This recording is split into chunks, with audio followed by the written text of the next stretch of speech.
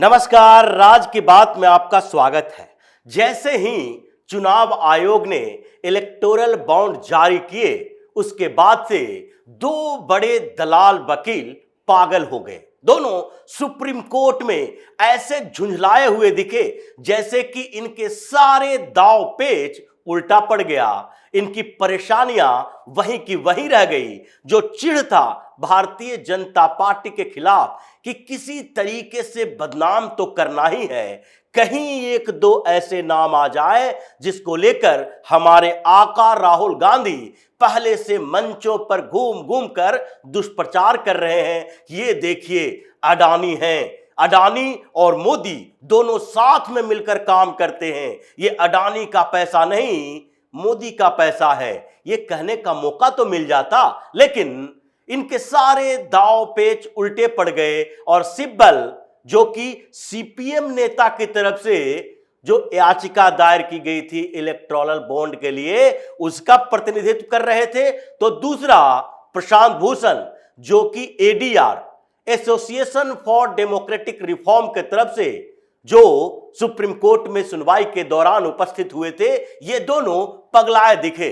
क्योंकि सबसे बड़ा जो डोनर जिसका नाम सामने आया, सैंटियागो मार्टिन, वो तो वही व्यक्ति है जिसका सबसे ज्यादा कनेक्शन ये विपक्षी पार्टी के नेताओं के साथ रहा है। उसको पैसे देता रहा है, आज से नहीं, जबकि 2014 में सरकार बदली थी, उससे काफी समय से पहले से ये लॉटरी से हजारों करोड़ रुपया कमाया और इन्हीं लोगों को बांटा, जिसके नाम सामने आए कि इन लोगों के साथ कैसे इसके पुराने रिश्ते हैं। अब कपिल सिब्बल क्या करे, परेशान तो है, लेकिन कोर्ट में वही दलील रख रहा है कि अभी के समय से, यानी कि 2019 से 24 के बीच में जो इलेक्टोरल बॉन्ड से पैसे मिले हैं, वो पैसे किन पार्टियों को, किन कंपनियों ने दिए हैं, बस यही तक सीमित रखा जाए। और पहले की बातें तो खत्म हो गई, पहले कौन क्या दिया था। लेकिन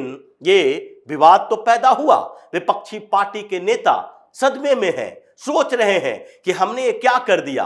कॉन्स्पिरेसी करने की कोशिश सुप्रीम कोर्ट में की, अपने बड़े दलाल वकीलों को वहां पहुंचाया। 5 जज मिलजुल कर बार बार एसबीआई से सवाल कर करके समय न देकर उनसे के खिलाफ फैसला सुनाया। वो भी सुप्रीम कोर्ट के आज की सुनवाई के दौरान बौखलाए हुए देखे, क्योंकि सबसे पहला नाम 1368 करोड़ रुपया। अब किसको दिया, कैसे दिया, ये तो बाद में पता चलेगा, क्योंकि अभी तक वो यूनिक नंबर जारी नहीं हुआ है। एसबीआई ने इसी के लिए सुप्रीम कोर्ट से समय की मांग की थी। जब फिर से सुनवाई शुरू हुई, क्योंकि कल जैसे ही इलेक्टोरल बॉन्ड जारी किए गए चुनाव आयोग के वेबसाइट पर, उसके बाद प्रशांत भूषण बौखलाया हुआ दिखा, ट्वीट पर ट्वीट करता जा रहा है कि देखिए, ये वही मेगा एनर्जी है जिसको पहले कॉन्ट्रैक्ट महाराष्ट्र में मिली थी और इसने 823 करोड़ रुपए के चुनावी बॉन्ड खरीदे हैं। लेकिन ये तो पता ही नहीं है कि उसने किस किस पार्टी को इस 823 करोड़ में से दिए हैं चुनावी बॉन्ड, किन किन पार्टियों के खाते में गए हैं। अभी तक तो ये जानकारी नहीं मिली। ये कैसे बताओगे ये सारे के सारे भारतीय जनता पार्टी के अकाउंट में गए? वहां पर शिवसेना को नहीं मिले, वहां पर कांग्रेस को नहीं मिले, एनसीपी को नहीं मिले, क्योंकि जो आंकड़े अभी सामने हैं वो तो पहले से ही थे।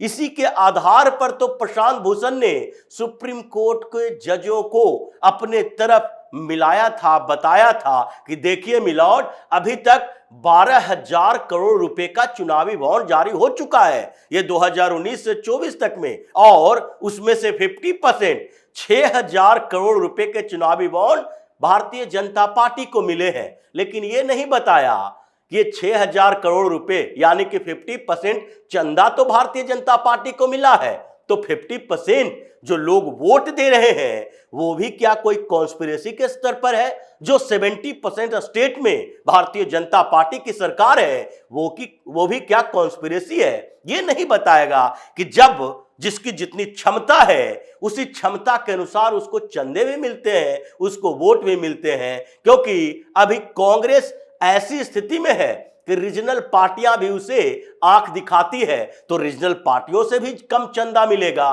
क्योंकि दूसरे नंबर पर तो इसमें टीएमसी ही रही। 1600 करोड़ रुपए का इलेक्टोरल बॉन्ड उसको मिला है। सिर्फ इलेक्टोरल बॉन्ड से अलग अलग जगहों से चंदे जो मिले हैं उसकी चर्चा यहां नहीं हो रही है, क्योंकि कांग्रेस को तो सबसे ज्यादा पैसा जो आता है वो आता है ब्लैक मनी, हवाला के जरिए। उन चीजों की उनकी चर्चा होगी नहीं। ये तो ईमानदारी से दिए गए चंदे हैं, लिए गए चंदे हैं, जो 1000 से लेकर 1 करोड़ तक के बॉन्ड जारी करने का जो आदेश दिया गया था, कानून बना था, उसके स्तर पर अकाउंट से ट्रांसफर किए गए हैं और खाता जो कि भारतीय जनता पार्टी हो या कांग्रेस हो या टीएमसी हो या आम आदमी पार्टी हो, किसी भी राजनीतिक दल के खाते में गया है।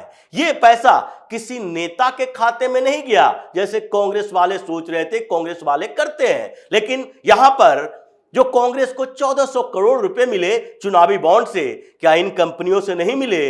इसके डाटा अभी आना बाकी है, नाम आना बाकी है। इसलिए विपक्ष में सन्नाटा पसरा है, सुप्रीम कोर्ट में बौखलाहट है जजों के बीच, क्योंकि इसकी सुनवाई 5 जज मिलकर कर रहे थे। उसमें सबसे ऊपर ये जो लीड कर रहे हैं सीजेआई चंद्रचूड़ ही हैं, दूसरे नंबर पर संजीव खन्ना, फिर जेबी पारदीवाला। ये सारे के सारे जो जज हैं वो सुनवाई के दौरान पूरी तरीके से बौखलाए हुए थे एसबीआई के ऊपर। पहले भी ऐसे ही डांट फटकार की थी कि आप क्यों समय मांग रहे हो, इसमें समय की क्या जरूरत है, आपके पास जो डाटा है जैसा है वैसे ही चुनाव आयोग को दे दो और चुनाव आयोग वैसे ही डाटा रिलीज कर देंगे। तो क्या हो गया?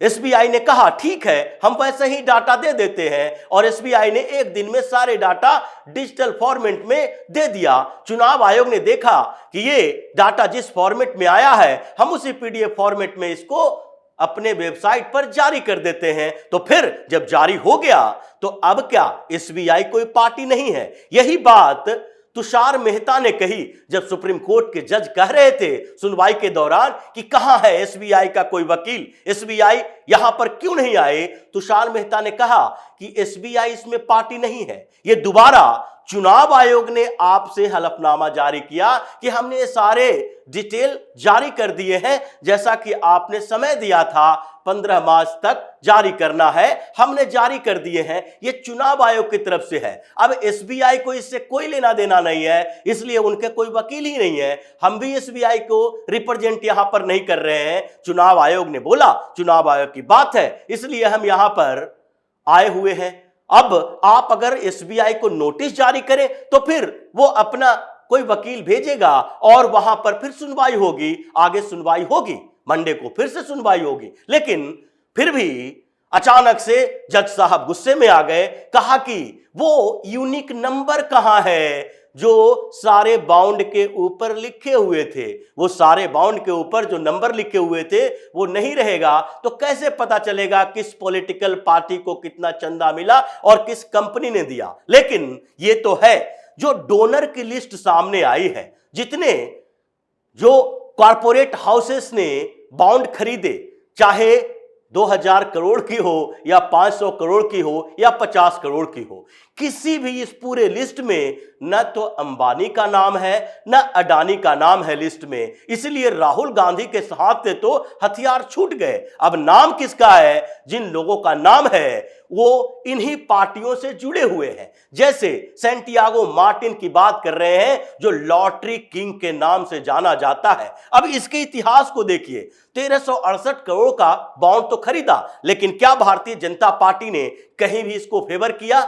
ये आंध्र प्रदेश में लॉटरी चलाता है, तमिलनाडु में लॉटरी चलाता है, केरल में लॉटरी चलाता है। और इसने सबसे पहले 2011-12 की बात है, उस समय भी इसने सीधे 2 करोड़ रुपया सीपीएम को दिए थे। जब पिनराई विजयन और अच्युतानंद के बीच विवाद चल रहा था, उस समय इसके पत्रिका के लिए, माउथपीस के लिए 2 करोड़ रुपए का चंदा दिया था कि लो भाई आप चलाओ। फिर हंगामा हुआ और उसके बाद केरल सरकार ने तो लॉटरी को ऐसे प्रमोट किया कि यह बताया गया कि देखिए ये 2011 में 595 करोड़ रुपया लॉटरी से हमें रेवेन्यू आता था, लेकिन 2015 में अब ये प्रमोशन देखिए, लॉटरी के नाम पर लोगों को लूटकर इन लोगों ने वो रेवेन्यू बढ़ा लिया 5,995 करोड़ रुपया। ये 5,000 करोड़ 500 करोड़ से हो गया। ये बिना कमीशन का हो रहा था। सरकारें तो या तो कांग्रेस की वहां रही या तो लेफ्ट डेमोक्रेटिक फ्रंट की रही,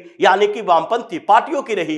केरल में तो भारतीय जनता पार्टी का कोई आधार है नहीं, तो ये lottery king Bharatiya Janata party को क्यों चंदा देगा? वहां तो उन्हीं लोगों को चंदा दे रहा था। अब की बात दूसरी है, ये आगे बताएंगे, क्योंकि वहां से ये चलता हुआ तमिलनाडु भी पहुंचता है। तमिलनाडु में जिस तरीके से केरल सरकार प्रमोट कर रही थी कि 2015 में तो 5,000 करोड़ रुपया हो गया, और उसके बाद आगे हम 2020 की बात करें तो हमारे पास जो रेवेन्यू आता है लॉटरी से वो 9,000 करोड़ रुपया से ज्यादा आता है। यानी कि लगभग 10,000 करोड़ रुपया जिस स्टेट गवर्नमेंट को लॉटरी से रेवेन्यू आ रही है, वो कारोबार कितना लाख करोड़ रुपए का होगा जो लोगों को लूट लूट कर अपना पैसा भर रहा है। यह है सेंटियागो मार्टिनो, और सेंटियागो मार्टिन वहां से आंध्र प्रदेश भी पहुंचता है। वहां भी साठगांठ होती है इन्हीं पार्टियों के साथ, और फिर वो तमिलनाडु में सबसे ज्यादा फोकस करता है।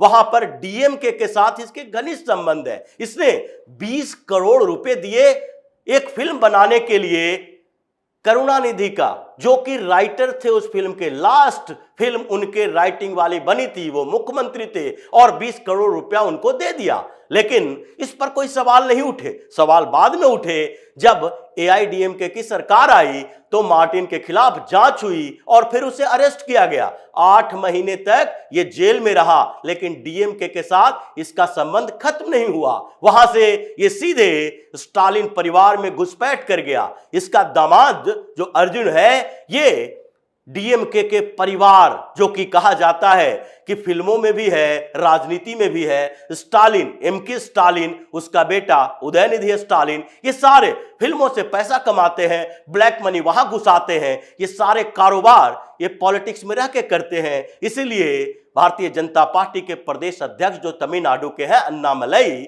उन्होंने डीएमके फाइल्स निकाली है जिसमें ये बताया है 5,000 करोड़ रुपए का ये प्रॉपर्टी है डीएमके के, ये स्टालिन परिवार के इर्द गिर्द, इसके बेटे, इसके दामाद, इसकी बेटी, इनके चचेरे मचेरे भाई, कन्नी मोजी से लेकर सारे लोगों को मिला दे तो 5,000 करोड़ से ज्यादा इन लोगों ने लूट कर रखा है। वो धीरे धीरे अन्नामलई का डीएमके फाइल सामने आएगा। वो चुनाव के समय भी सारे एक एक करके नेताओं को नंगा करेंगे डीएमके के। लेकिन इस बीच जो मार्टिन की बात हो रही है, सेंटियागो मार्टिन, उसने उदयनिधि स्टालिन के साथ, उसका दामाद उदयनिधि स्टालिन के साथ, एमके स्टालिन के साथ इसके घनिष्ठ संबंध, और इन लोगों ने मिलकर लूटमार खूब सारी मचाई। ये तो चुनावी बाउंड की बात नहीं है। भारतीय जनता पार्टी को अगर इससे चंदा दिया भी तो प्रभाव क्या पड़ा?